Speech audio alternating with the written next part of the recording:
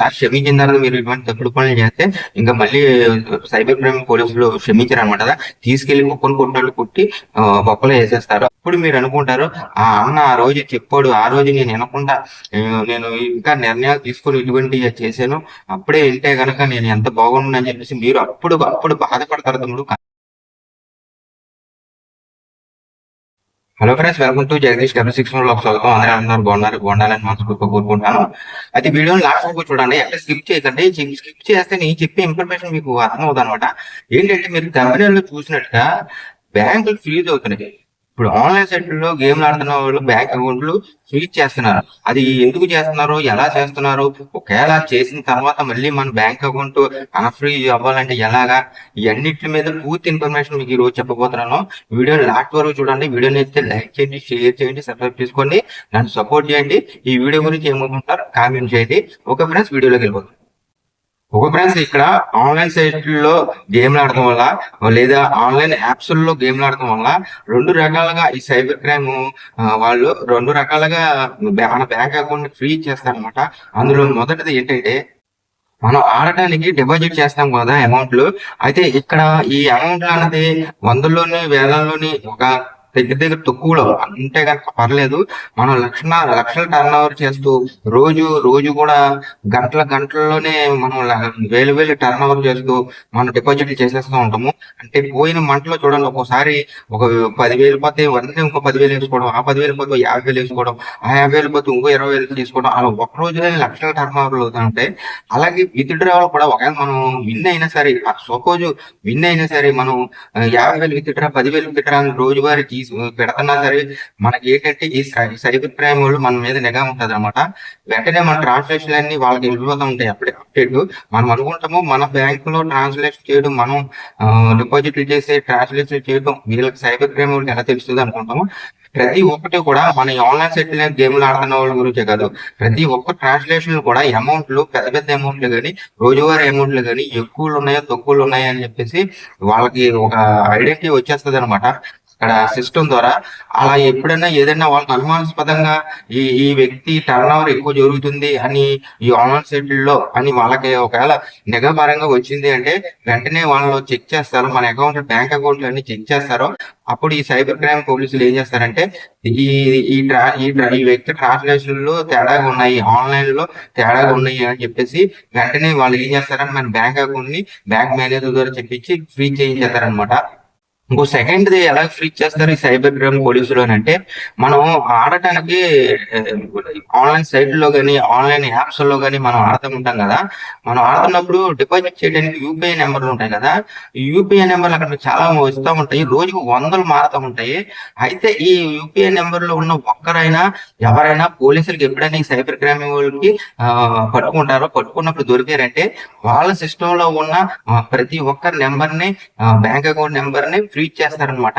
అలాగే మందు ఉన్నా సరే, అందులో ఒకవేళ మందు ఉంటే మందు కూడా అలాగే ఫ్రీజ్ చేస్తారనమాట. ఇలాగా ఈ సైబర్ క్రైమ్ వాళ్ళు పోలీసులు ఈ విధంగా కూడా మన బ్యాంక్ అకౌంట్ ఫ్రీజ్ చేసే అవకాశం ఉందన్నమాట. ఒక ఫ్రెండ్స్, మరి ఇప్పుడు ఈ సైబర్ క్రైమ్ పోలీసులు ఇలా ఫ్రీజ్ చేస్తే అన్ఫ్రీజ్ చేయడం ఎలాగా అని మీరు అనుకుంటా ఉండొచ్చు. అయితే దీని గురించి కూడా చెప్తాను. దీన్ని అన్ఫ్రీజ్ చేసుకోవాలంటే కొంచెం ప్రాసెస్ ఎక్కువే ఉంటది, కానీ అవుతుందో లేదో కూడా చెప్పలేము. ఏంటి అని అంటే, ముందుగా మనం బ్యాంక్ అకౌంట్కి వెళ్ళాలి, మన బ్యాంక్కి వెళ్ళాలి. మన బ్యాంక్ ఏ బ్యాంక్ అవుతే ఆ బ్యాంక్కి వెళ్ళి మేనేజర్ ని కలవాలి. మేనేజర్ కలిసి, సార్ నా బ్యాంక్ ఇలాగా ఫ్రీజ్ చేశారు సార్ అని అంటే, మీరు ఇలా బెట్టింగ్ గురించి ఇలా చేశారు అని చెప్పకూడదు. మామూలుగా మీరు బ్యాంక్ ఫ్రీజ్ అయింది సార్ ఎందుకు అని అడగాలి. మీరు చెప్పకపోయినా, ఇక్కడ ట్విస్ట్ ఏంటంటే, మీరు చెప్పకపోయినా మీ బ్యాంక్ అకౌంట్ నెంబర్ కొట్టగానే మీరు ఎవరెవరు ట్రాన్సాక్షన్ చేశారు, ఎంత చేశారు, ఏ విధంగా చేశారు, అసలు సైబర్ క్రైమ్ పోలీసులు ఫ్రీజ్ ఎందుకు అయింది, ఎందుకు చేశారు అన్నది కూడా వాళ్ళ సిస్టమ్ లో వచ్చేస్తుంది అనమాట. వచ్చి రాగానే మిమ్మల్ని బ్యాంక్ అకౌంట్ నువ్వు ఇలా ఇల్లీగల్ సైట్ లో ఆడేవా ఇయ్యి అని అంటారు. వాళ్ళకి తెలిసిపోతుంది మీరు ఆడేనని చెప్తే 2 దెబ్బలు ఎడతారు. దెబ్బలు ఎట్టిన తర్వాత తప్పదు కదా, పడాలి కదా. ఇంకెప్పుడు ఆడండి సార్ అని చెప్పి కొంచెం బతులు ఆడుకోవాలి.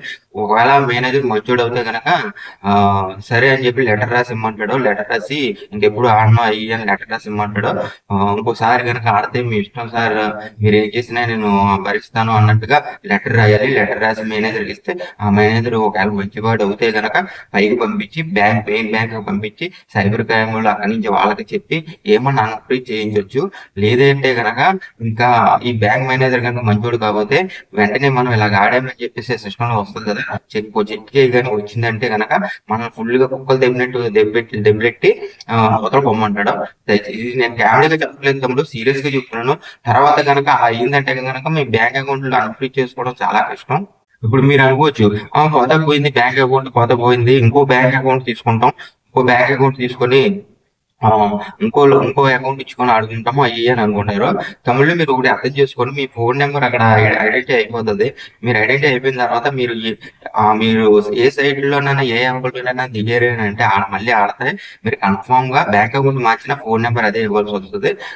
మళ్ళీ మీ ఐడెంటిటీ ప్రూఫ్లు కూడా అయ్యే ఇవ్వాల్సి వస్తుంది. మీకు అందరికీ తెలుసు, ఏ సైట్ లో దిగినా ఒక ఐడెంటిటీ ట్రాక్ అయినా సరే ఒక ఐడెంటిటీ ఇవ్వాల్సి ఉంటది కదా, మీకు తెలిసిందే. అలాంటప్పుడు మళ్ళీ మీరు మీద నిఘా పడుతుంది. ఒకసారి క్షమించిన తర్వాత మీరు ఇటువంటి తప్పుడు పనులు చేస్తే ఇంకా మళ్ళీ సైబర్ క్రైమ్ పోలీసులు క్షమించారు అనమాట. తీసుకెళ్లి కుక్కను కొట్టినట్టు కొట్టి బొక్కలో వేసేస్తారు. తమ్ముళ్ళు ఇదంతా కూడా నేను ఏదో నవ్వులాటగా చెప్పట్లేదు. ఇటువంటి ప్రమాదాలు, ఇటువంటి బాధలు పడతా ఎందుకు వచ్చింది ఆల్మోస్ట్ ఇటువంటి ఇల్లీగల్ గేములు ఈ సైట్లో ఆడి మన టెన్షన్ అసలే ఆడుతున్నప్పుడే బోలని టెన్షన్ లో వస్తుందా రాదా, పోతే ఏంటి, ఇటువంటి టెన్షన్ లో ఉండగా మళ్ళీ ఇదో కొత్త టెన్షన్ మీరు పెట్టుకుని నెత్తి మీద వేసుకుని ఒకవేళ నాది ఫ్రీజ్ అయిపోతే ఏంటి, సైబర్ క్రైమ్ పోలీసులు తెలిస్తే ఏంటి, మళ్ళీ అలా ఏం చేస్తారు ఏంటి అని ఆలోచిస్తా టెన్షన్ పడతా ఇంత మదన పడతా ఆడవలసిన అవసరం ఏంటి తమ్ముళ్ళు, ఒక్కసారి అర్థం చేసుకుంటాం తమ్ముళ్ళు. ఇదంతా కూడా నేను ఏదో ఎక్కడో కల్పించి లేకపోతే ఏదో మిమ్మల్ని భయపించాలని కాదు. నేను నా లైఫ్ లో కూడా నాకు బ్యాంక్ ఫ్రీజ్ అయింది, 2 సార్లు ఫ్రీజ్ అయింది. 2 సార్లు ఫ్రీజ్ అయినా సరే నేను ఇందాక చెప్పినట్టుగానే బ్యాంక్ అకౌంట్లు మార్చి లేకపోతే మొబైల్ నెంబర్ మార్చి ఇలాగనే ఆడాను కొంతకాలం క్రితము. అయితే ఏమైందంటే ఇంకా 3వ సారి నన్ను తీసుకెళ్లి కొంచెం కౌన్సిలింగ్ ఇచ్చారనమాట. కౌన్సిలింగ్ ఇచ్చి మనకి అంటే అప్పుడు ఏంటంటే బెట్టింగ్ ఎడిక్షన్ లో అంతలా ఉన్నానమాట. మానలేనటువంటి పరిస్థితులు, ఆడాలని చెప్పేసి పక్కదారులు పడతాం, ఏదో ఒక మార్గం ఎంచుకుంటా, ఆ అకౌంట్లు పెట్టి ఈ అకౌంట్లు పెట్టి బ్యాంక్ అకౌంట్లు నేములు మార్చి అనేక రకాలుగా ఆడాలని, ఇదంతా కూడా ఆడాలన్న ఎడిక్షన్ లో పోయి ఇవన్నీ తప్పులు చేశాను. తర్వాత ఒకసారి ఫుల్ గా దొరికేటప్పటికి ఆల్రెడీ 2 సార్లు దొరికానని చెప్పేసి ఇంకా నన్ను తీసుకెళ్లి కొంచెం కౌన్సిలింగ్ ఇచ్చి ఫుల్ గా ఆ తర్వాత మనం వదిలేరు. అప్పుడు ఇంకా ఈసారి అసలు ఆడను అని చెప్పేసి నేను నిశ్చయించుకున్నాను అనమాట. అప్పటి నుంచి ఇప్పటి వరకు కూడా నేను ఈ కౌన్సిల్ అలా చేశాను అని కాదు, ఇంకా నేను ఒకటే ఆలోచించాను, ఈ డబ్బులు పోతున్నాయి, మనశాంతి ఉండలేదు. మళ్ళీ కొత్తగా ఇటువంటి ఇలా పట్టుకొని పట్టుకుని సైబర్ క్రైమ్ పోలీసులు పట్టుకొని మన బ్యాంక్ గురించి ఎందుకు వచ్చిన టెన్షన్ అని ఒక్కసారి నేను మనస్ఫూర్తిగా ఆలోచించి ఇటువంటి పెంటలోంచి నేను బయటకు రావాలని చెప్పి వెంటనే బయటకు వచ్చిన తమ్ముళ్ళు. అలాగే మీరు కూడా బయటకు రావాలని, ఇదంతా నా అనుభవంలో, నాకు జరిగిన అనుభవంలో జరిగింది మీ అందరికీ చెప్తున్నాను తప్ప నేను ఏదో ఎక్కడో చూసో ఎక్కడో చదివో లేకపోతే సొంతగా ఊహించి మిమ్మల్ని ఏదో మార్చాలనో అలా కాదు. నేను ఒకటే చెప్తున్నాను, నేను చెప్పి విషయాలన్నీ కూడా ఇన్ని మారేవాళ్ళు మారితే కనుక వాళ్ళు బాగుపడతారు. వాళ్ళు ఇంకా మారకుండా అలాగే ఉంటే ఆ ఉచ్చులోనే ఉంటే వాళ్ళ భవిష్యత్తు నేను చెప్పిన ఇప్పటి వరకు వీడియోల్లో నేను చాలా వీడియోలు చేసిన ఆ వీడియోలో జరిగిన ప్రతి ఒక్కటి కూడా వాళ్ళ లైఫ్ లో ప్రతి ఒక్కటి కూడా వస్తానే ఉంటది. ఇప్పుడు మీరు అనుకుంటారు ఆ అన్న ఆ రోజు చెప్పాడు, ఆ రోజు నేను వినకుండా నేను ఇంకా నిర్ణయాలు తీసుకొని ఇటువంటివి చేశాను, అప్పుడే వింటే కనుక నేను ఎంత బాగుండని చెప్పేసి మీరు అప్పుడు బాధపడతారు తమ్ముడు. కానీ అప్పుడు బాధపడినా ప్రయోజనం ఉండదు. షేర్ చేయండి. బెట్టింగ్ ఆడుతున్న వాళ్ళు ప్రతి ఒక్కరు కూడా షేర్ చేయండి. బెట్టింగ్ మీరు ఆడిన వాళ్ళు ఈ వీడియో చూస్తే కనుక బెట్టింగ్ ఆడుతున్న వాళ్ళకి షేర్ చేయండి. దయచేసి వాళ్ళు కూడా దీన్ని చూసి కొంచెం ఆలోచించి ఆగుతారని నేను భయపెంచట్లేదు, వాళ్ళ కోసమే చెప్తున్నాను. దయచేసి అర్థం చేసుకోండి. అందరికి షేర్ చేయండి, నన్ను సపోర్ట్ చేయండి. ఈ వీడియో నచ్చితే లైక్ చేసి షేర్ చేసి సబ్స్క్రైబ్ చేయండి. అందరూ బాగుండాలి, అందులో నేను ఉండాలని కోరుకుంటున్నాను. Thank you friends, thank you.